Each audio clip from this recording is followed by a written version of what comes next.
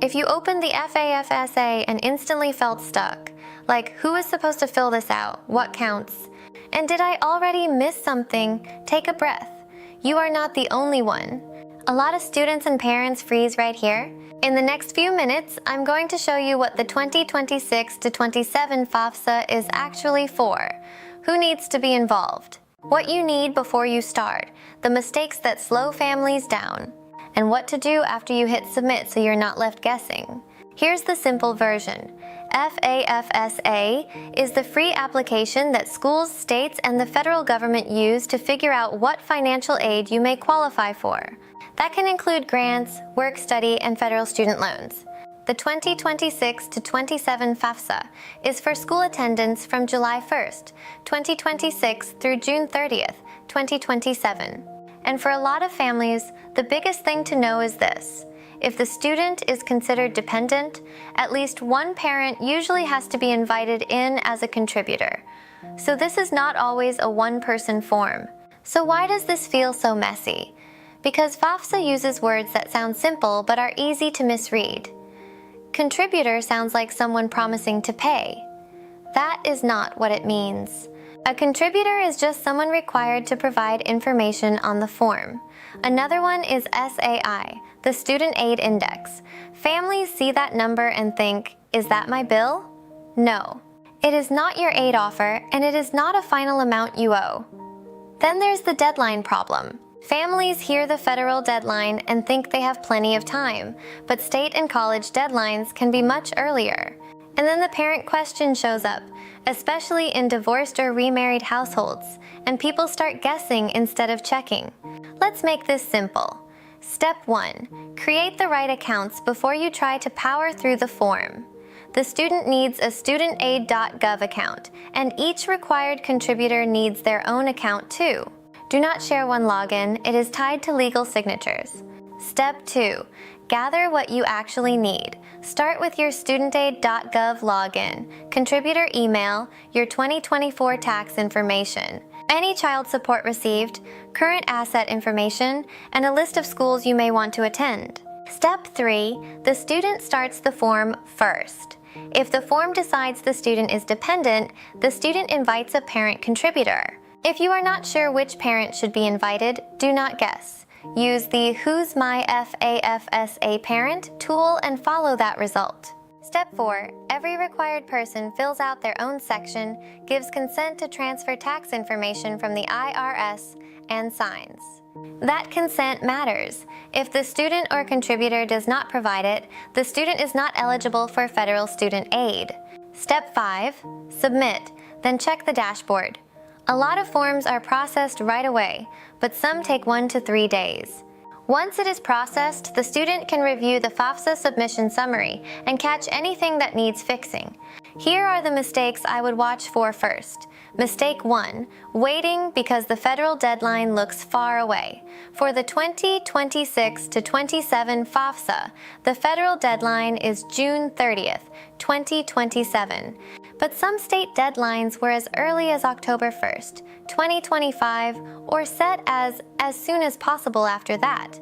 So late can still be too late for state or school money. Mistake 2, guessing which parent belongs on the form.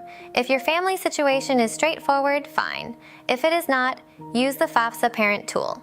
Mistake 3, thinking contributor means financial responsibility. It does not. Mistake 4, skipping consent for the IRS tax data transfer. That can block federal aid eligibility. Mistake 5, thinking the FAFSA submission summary is the final aid package. It is not. Your school's aid offer is the real next document to study carefully. And one more. If a dependent student submits without parent information because the parent refuses, that usually means the student is only eligible for a direct unsubsidized loan, not a Pell Grant or most other federal aid. Let me show you what this can look like in real life. This is a fictional example, but it is very realistic. Say Maya is a high school senior. She lives mostly with her mom, but her dad helped with some big expenses last year, and the whole family is confused about who should go on the FAFSA.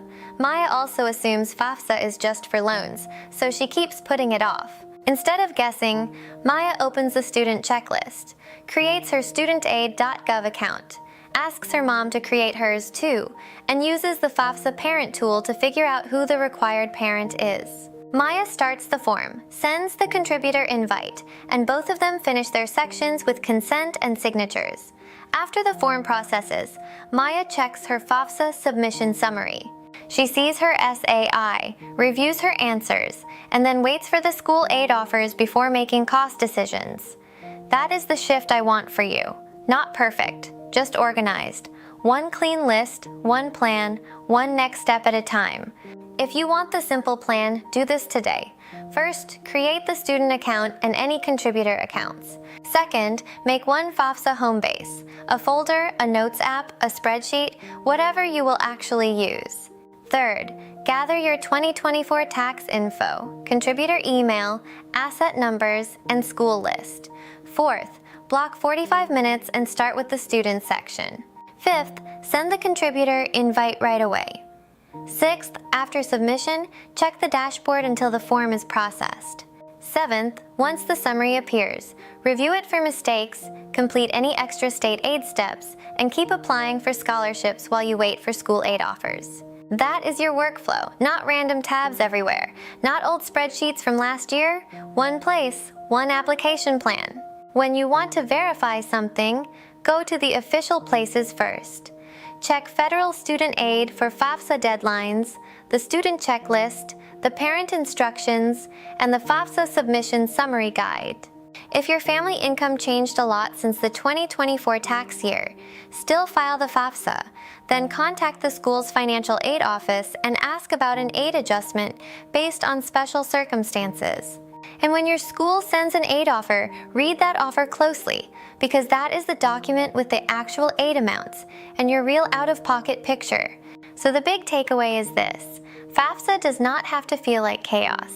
Make sure the right people are involved, use the right tax year, do not miss the earlier state or school deadlines, and do not stop at submit. Review your summary, watch for your school's aid offer, and keep your scholarship plan moving. If you want, tell me in the comments what part feels most confusing right now. Figuring out the parent section, gathering documents, or understanding what happens after submission. And if you want more clear help like this, subscribe to scholarshipsandgrants.us. I'm Mina Park, and I'll see you in the next one.